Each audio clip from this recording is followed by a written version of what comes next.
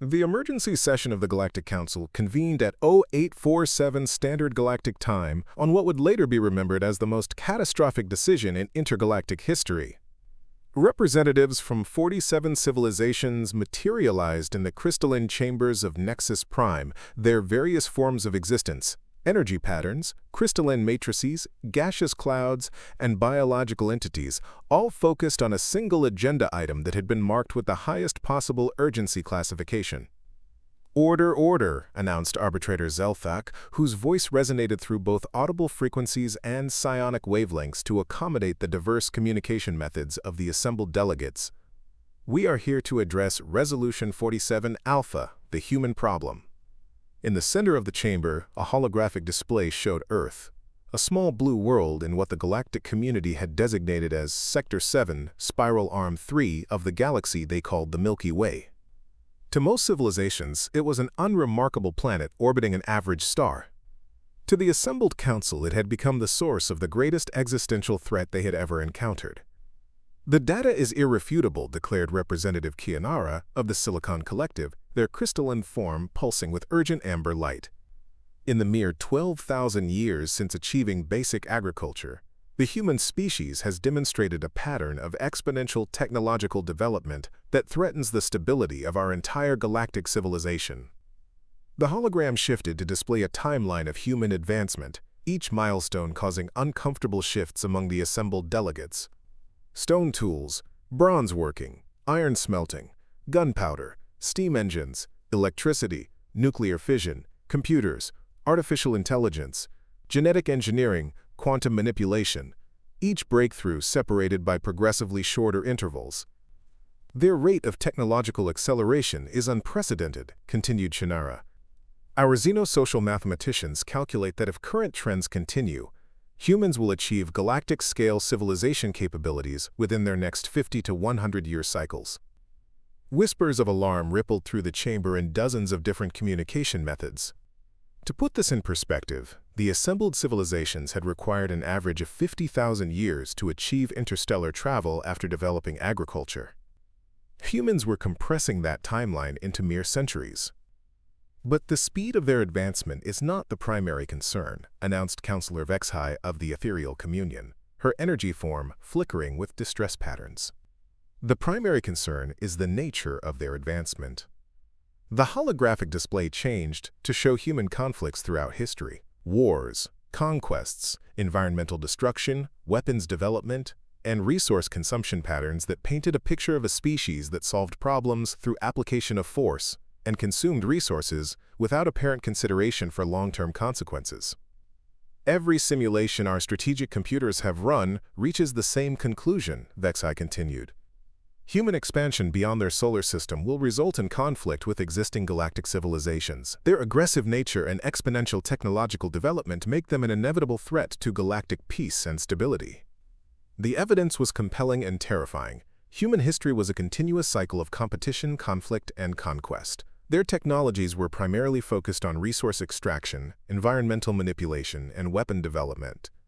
Their cultural outputs celebrated violence, competition, and individual achievement over collective harmony. "They have created weapons capable of destroying their own planet," noted Representative Thulmore of the Hive Concordance, multiple times. "Their response to this capability has not been to abandon such weapons, but to create more powerful versions and develop delivery systems of increasing sophistication. Their biological nature appears to drive them toward expansion and domination," added Counselor Yithara of the Peaceful Synthesis.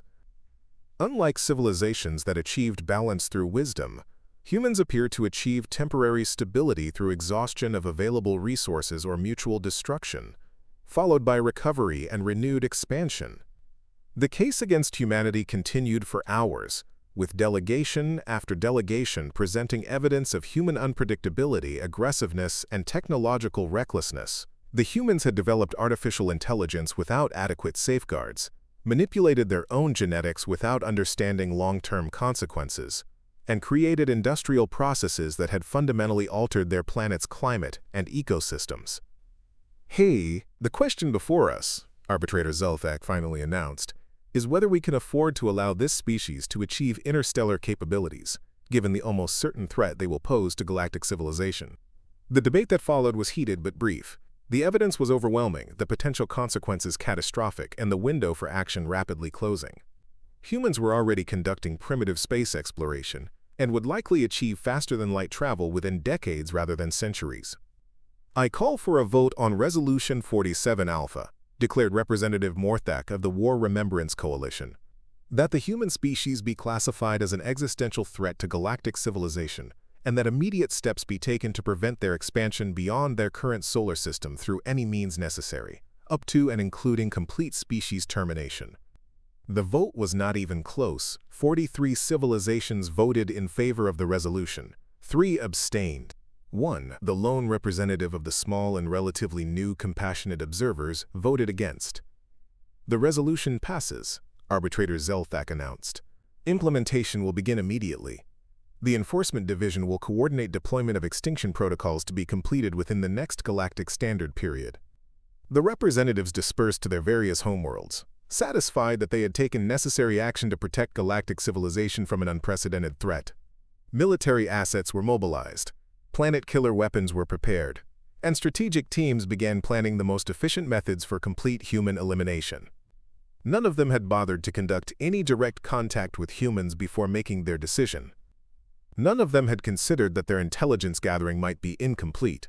None of them had wondered why a species that appeared so violent and destructive had managed to avoid destroying itself despite possessing world-ending weapons for decades.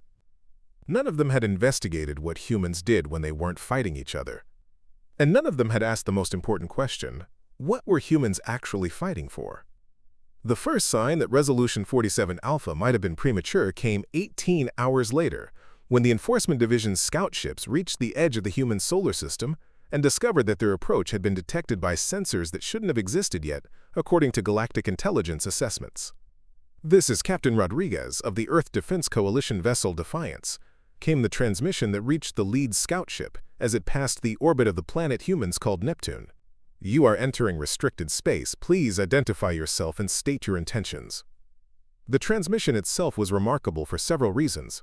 First, it was broadcast simultaneously across 17 different communication methods, including several that required technology humans weren't supposed to possess. Second, it was delivered in perfect galactic standard, despite humans never having been contacted by galactic civilization. Third, it was accompanied by targeting locks from weapon systems that were reading as significantly more advanced than anything in the galactic intelligence files.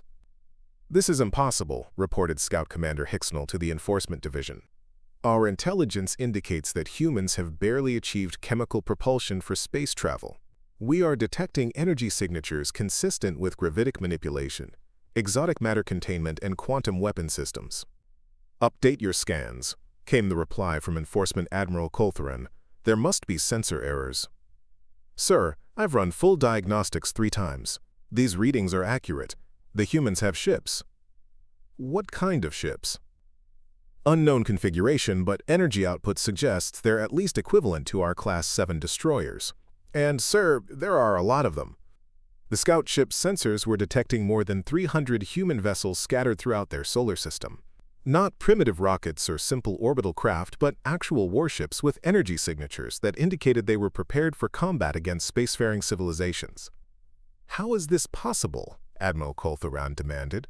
"They should be limited to a few primitive satellites and exploration probes."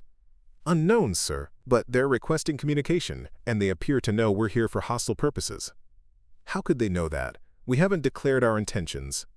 "Sir, they're broadcasting a message directly to our command frequencies. They're asking if we're here about the Galactic Council vote." The silence on the command channel lasted nearly 30 seconds, an eternity in military communications. "They know about the vote?" Admiral Coltheran's voice carried disbelief that transcended species barriers. "That's impossible. The vote was classified at the highest levels. Should I respond to their communication?" "Negative. Maintain position and await further orders." But while the Enforcement Division hesitated, trying to understand how humans could possibly know about a classified galactic security operation, the human response was already underway. "Enforcement Division vessels," came Captain Rodriguez's voice again, "we're going to need you to withdraw from our solar system while we sort this out. We're not looking for a fight, but we're also not going to just sit here and let you genocide our species based on incomplete information." Incomplete information. Admiral Coltheron found himself responding despite orders to maintain communication silence. We have conducted extensive surveillance of your species for over 2,000 years. Yeah, we know. You've been watching our wars, our weapons development, our environmental problems, but you've been ignoring 90% of what we actually do. Explain. You've been studying us like we're specimens in a laboratory instead of people living our lives. You see us fighting and assume we're naturally violent. You see us building weapons and assume we're naturally aggressive. You see us consuming resources and assume we're naturally destructive. Captain Rodriguez's voice carried a tone that the universal translators struggled to convey, something between amusement and disappointment.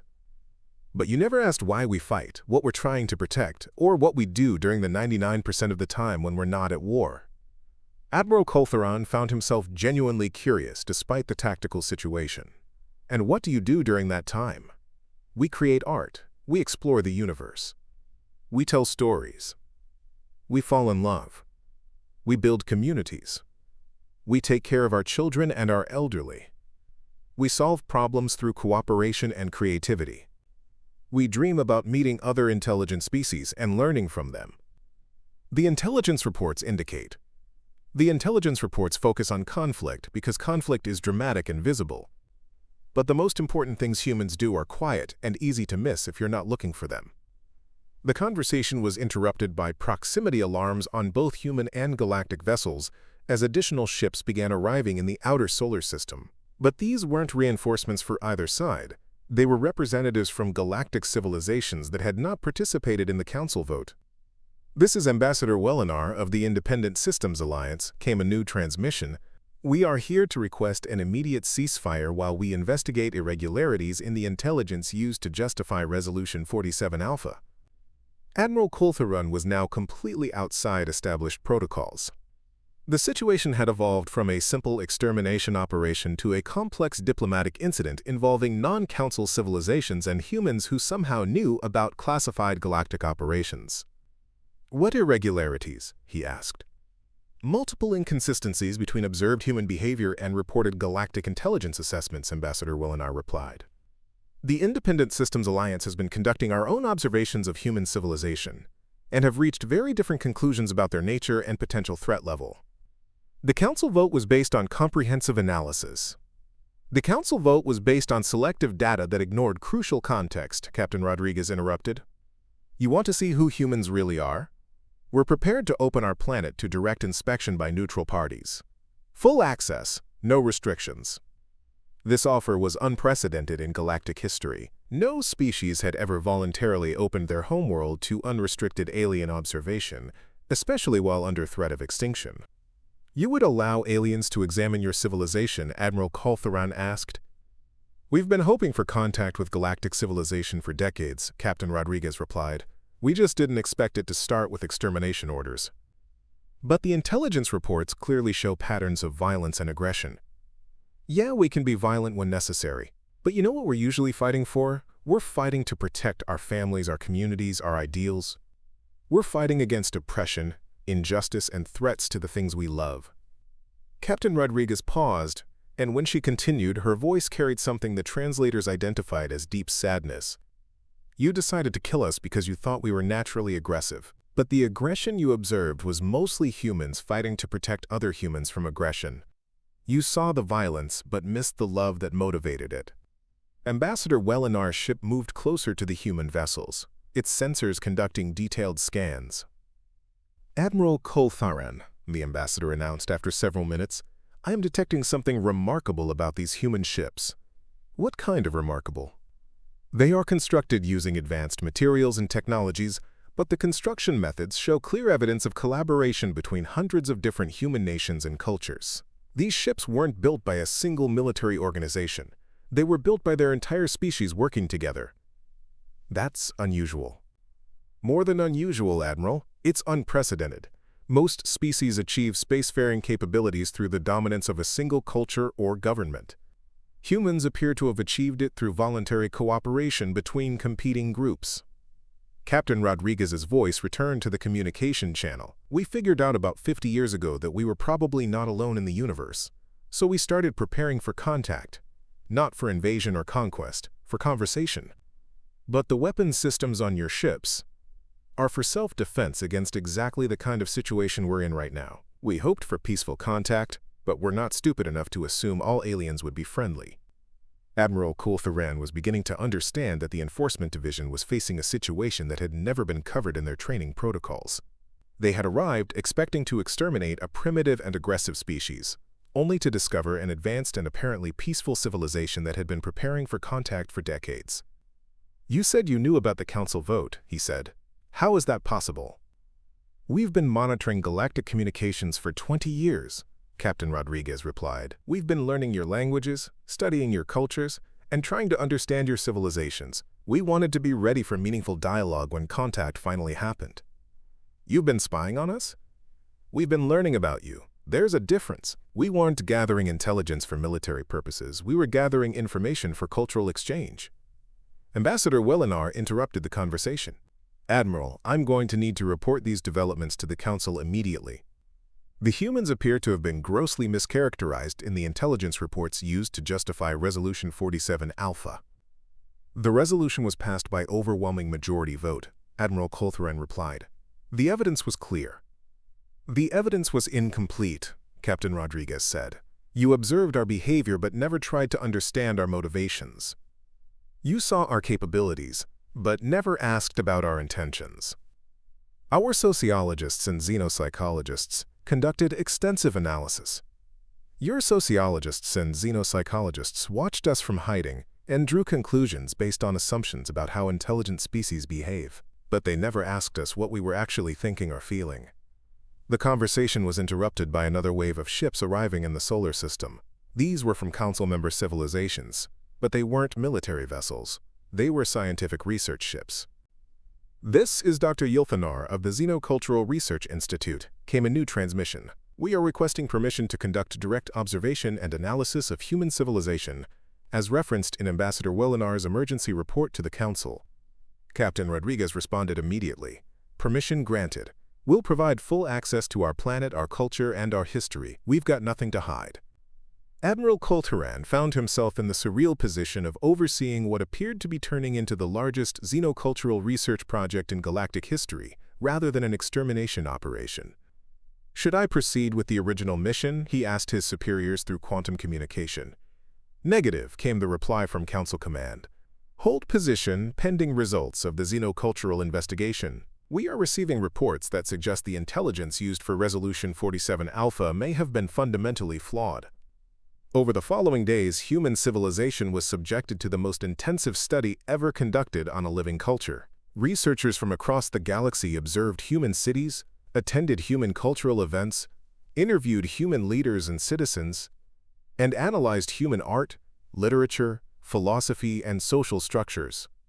The results were shocking to civilizations that had voted for human extinction based on intelligence reports that painted them as naturally violent and aggressively expansionist. Preliminary findings contradict every major conclusion in the original threat assessment. Dr. Yilthanar reported to the emergency council session that convened 72 hours after the initial contact. "Human civilization shows remarkably advanced social cooperation, sophisticated conflict resolution mechanisms, and deep cultural values emphasizing protection of the vulnerable and preservation of peace. But the wars, the weapons, the environmental destruction," Representative Chinara protested, "are symptoms of rapid technological development in a young civilization, not evidence of inherent aggression," Dr. Yilthanar replied. "Humans developed powerful technologies before developing the wisdom to use them responsibly.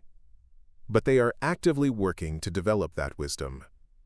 The current generation of humans is less violent than any previous generation in their species' history," added Dr. Moore Wayne of the Peaceful Development Institute. "Their violence rates have been declining steadily for centuries, while their cooperation and cultural sophistication have been increasing." "What about their expansion patterns, their resource consumption?" demanded Councillor Vexhai. "They are already developing technologies for sustainable resource use and are actively planning for expansion that minimizes environmental impact," Dr. Yilthanar responded. "They appear to have learned from their early mistakes and are adapting their approaches accordingly." More significantly, Dr. Morwain added, Humans show remarkable creativity in solving problems through cooperation rather than conflict. Their space program, their response to global environmental challenges, and their preparations for galactic contact all demonstrate sophisticated collaborative abilities. The researchers continued presenting findings that completely contradicted the intelligence reports used to justify Resolution 47 Alpha. Humans weren't naturally aggressive. They were naturally protective. They weren't expansionist conquerors. They were curious explorers. They weren't environmentally destructive. They were learning to be environmental stewards. The most remarkable finding, Dr. Yilthanar concluded, is that humans appear to be developing into exactly the kind of civilization that would be valuable members of galactic society. Their combination of technological innovation, cultural creativity, and ethical development suggests they would contribute significantly to galactic civilization rather than threatening it. Representative Morthak of the War Remembrance Coalition, who had called for the original vote, looked uncomfortable. But the threat potential remains. Even if they are currently peaceful, their rapid technological development could enable future aggression. That concern applies to every developing civilization, Ambassador Wellinar pointed out.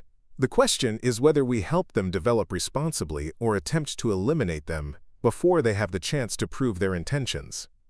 What do the humans propose? Arbitrator Zelthak asked.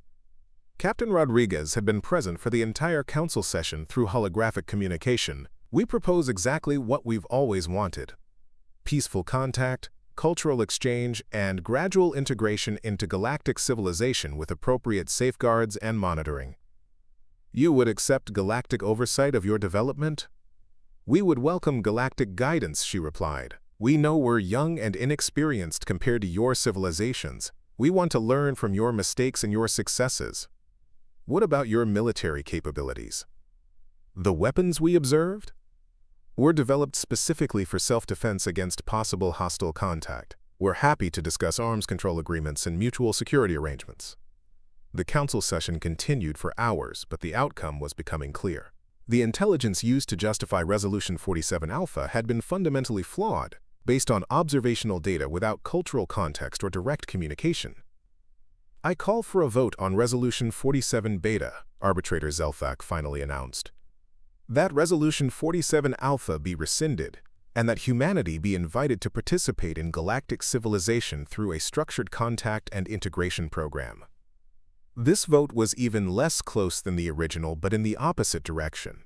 45 civilizations voted in favor, 2 abstained, none voted against.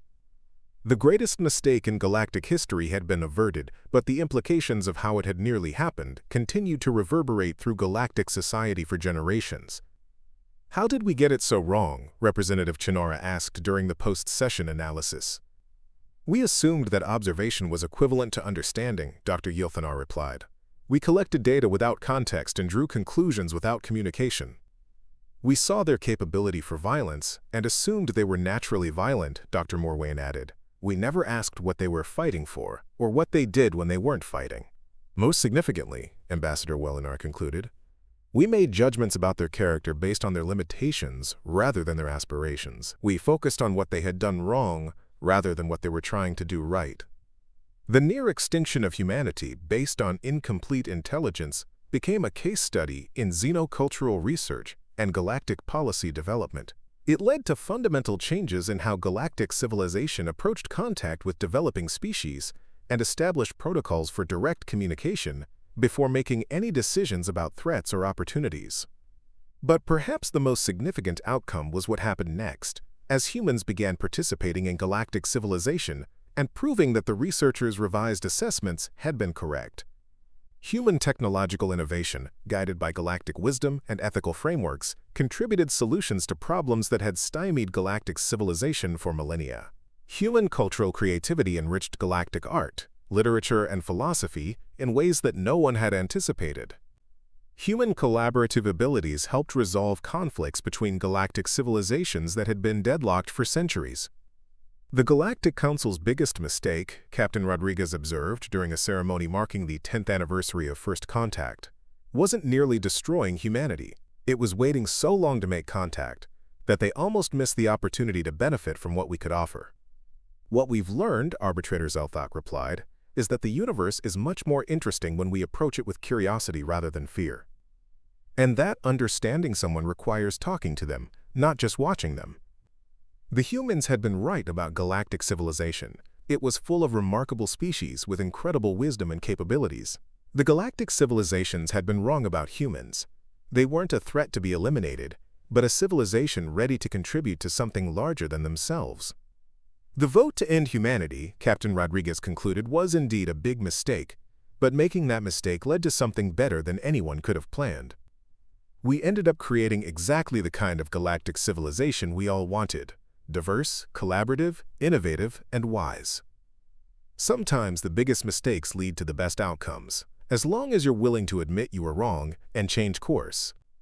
The galaxy was better for humanity's presence, and humanity was better for the galaxy's guidance. The near catastrophe had been averted, and galactic civilization had grown stronger through the experience of nearly destroying something valuable. They had voted to end humanity, and they had been absolutely wrong.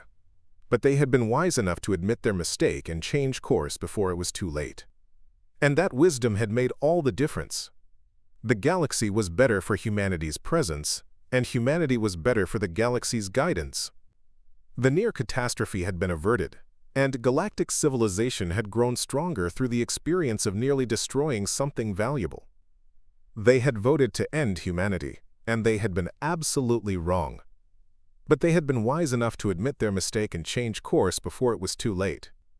And that wisdom had made all the difference.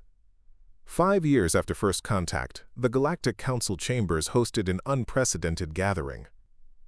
For the first time in galactic history, a species was being considered for accelerated integration into full council membership, bypassing the standard centuries-long observation period. The human integration experiment has exceeded all projected outcomes, reported Dr. Yilthanar, who had been appointed as the primary liaison for human galactic relations. In 5 years, humanity has demonstrated technological contributions, cultural enrichment, and collaborative capabilities that typically require decades to develop. The holographic displays around the chamber showed human achievements that had astonished even the most optimistic projections. Human engineers working with crystalline collective expertise had developed hybrid bio-silicon computing systems that increased processing efficiency by orders of magnitude. Human artists, collaborating with ethereal energy painters, had created new art forms that operated across multiple dimensional planes simultaneously. The most significant development, Dr. Yilthanar continued, is how human participation has changed the dynamics of galactic civilization itself. Representative Chainara, who had originally argued most forcefully for human extinction, was now one of their strongest advocates. Humans have introduced something we didn't realize we were missing: adaptive problem-solving through controlled chaos. Explain, requested arbitrator Zelfak. Most galactic civilizations develop solutions through careful analysis, extended deliberation, and consensus building. This approach produces stable, reliable results. Humans develop solutions through rapid experimentation, iteration, and creative recombination of existing elements. Quiene's crystalline form shifted to display data patterns. When we faced the Void Plague outbreak in the Rigel sector, our traditional approaches required 18 months to develop a containment strategy. Humans produced 17 different experimental approaches in 6 weeks. Only 3 of their approaches worked, noted Counselor Vexhai. But those 3 worked better than anything we had developed in 18 months of careful analysis, Kinar replied. And they developed backup solutions for the 14 approaches that failed. Human cognitive processes appear optimized for rapid adaptation and creative problem-solving, added Dr. Morwain. They excel in situations that require novel approaches or quick responses to unexpected challenges. Ambassador Wellinar, who had helped prevent the original extinction order, addressed a more complex issue. The question isn't whether humans have proven valuable. They clearly have. The question is whether accelerated integration creates risks we haven't anticipated. The concern was valid. Every previous species had required extensive adaptation periods to develop the cultural maturity necessary for council membership. Humans were proposing to compress that timeline from centuries to years. What specific risks are you concerned about? Asked Captain Rodriguez, who now served as Earth's primary representative to the Council. Humans remain remarkably young as a spacefaring civilization, Ambassador Wellinar replied.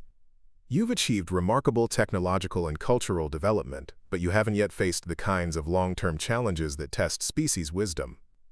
What kinds of challenges? Resource depletion across multiple star systems, conflicts between divergent evolutionary branches of your own species, the psychological impacts of deep space colonization, the temptation to use advanced technologies for dominance rather than cooperation. Captain Rodriguez nodded thoughtfully.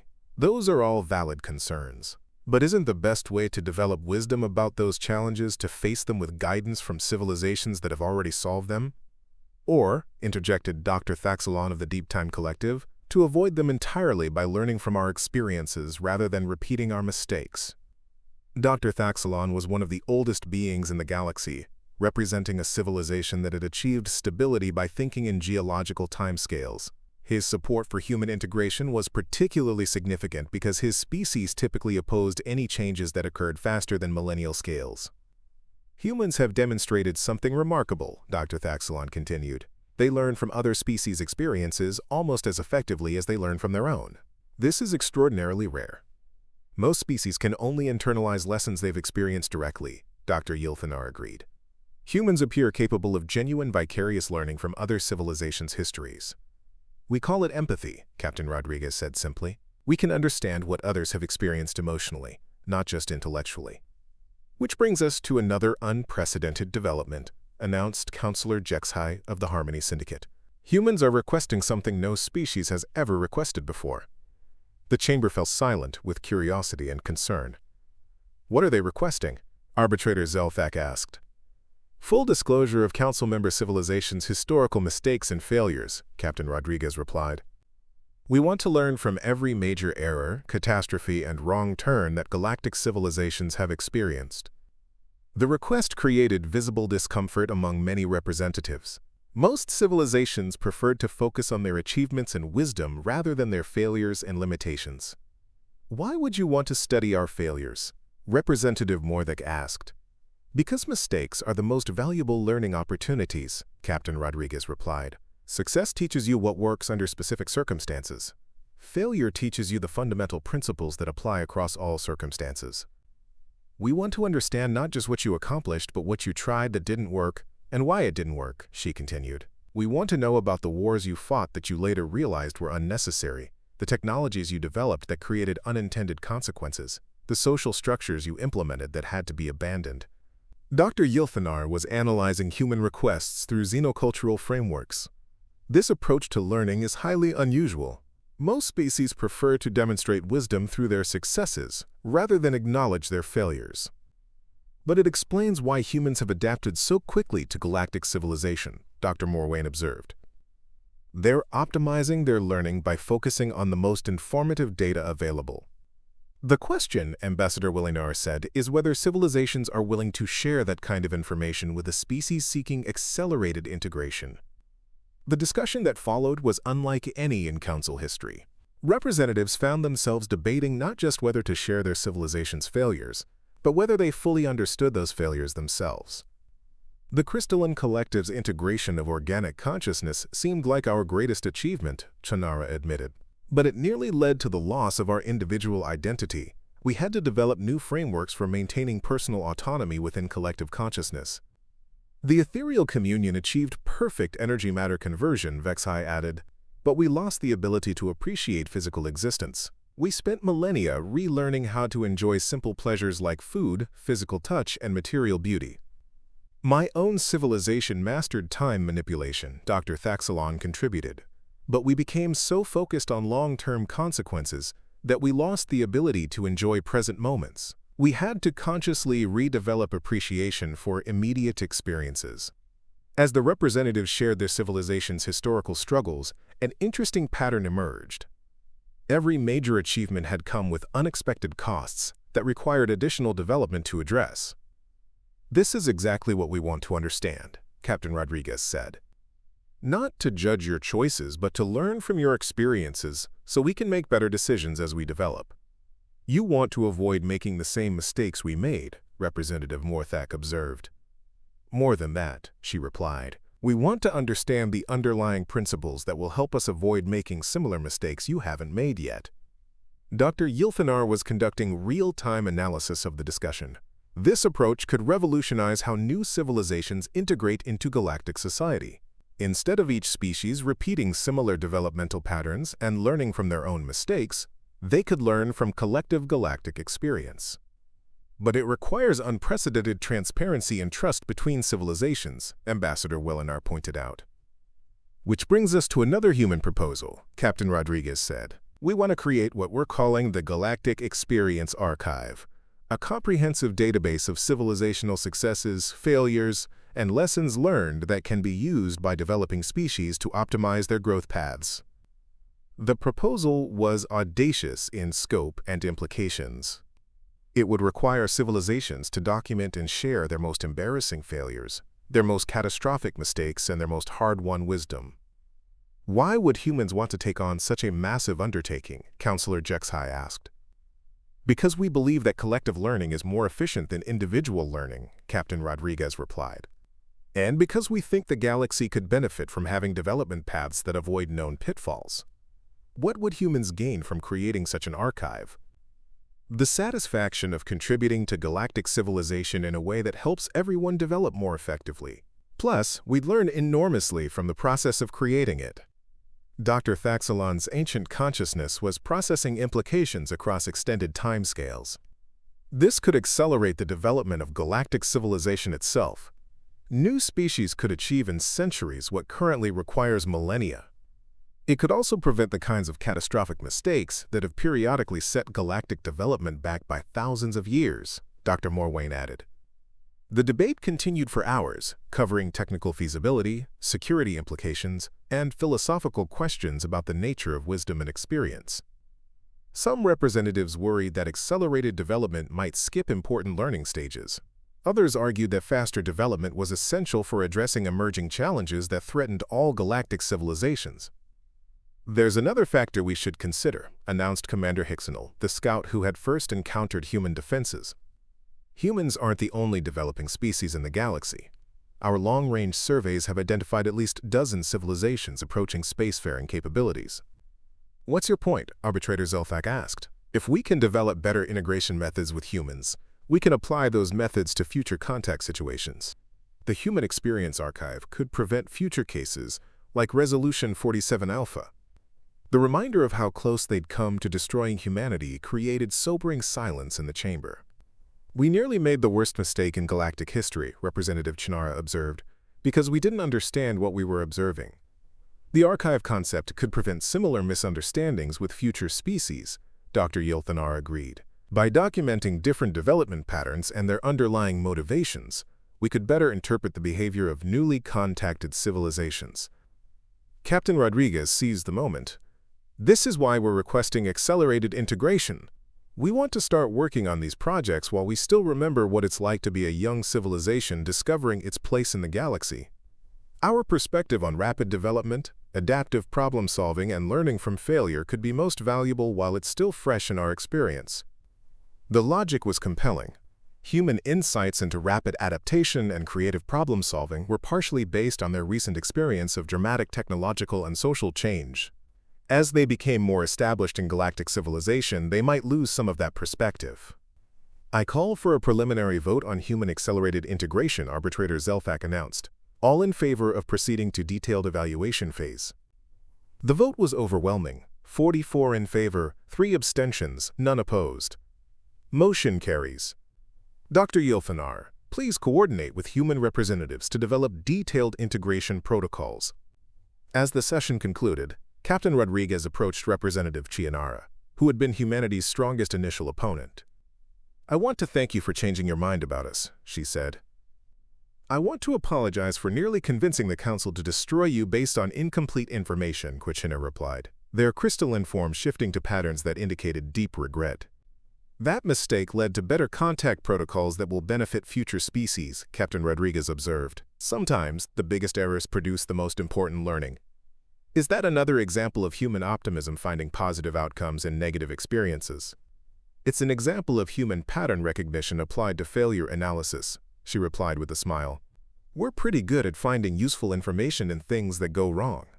which is exactly why the galaxy needs human perspectives on problem-solving and development. 6 months later, the first volume of the Galactic Experience Archive was completed, documenting the developmental mistakes and lessons learned by 15 Council-member civilizations. The response from developing species across the galaxy was immediate and enthusiastic. "We're receiving requests for archive access from civilizations we haven't even made contact with yet," Dr. Yilfanar reported to the Council. "Apparently, word about the project has spread through subgalactic communication networks." "What kinds of requests?" asked Arbitrator Zelthak. "Species asking for specific information about avoiding environmental collapse, managing technological acceleration, and transitioning to post-scarcity economics. Problems they're currently facing that other civilizations have already solved." Captain Rodriguez was monitoring the archive's usage through human-designed interface systems. The most requested sections are about managing the transition from competitive to collaborative social structures and avoiding the development of weapons too powerful for political systems to control safely. Both issues that humans have recent experience with, Dr. Morwain observed.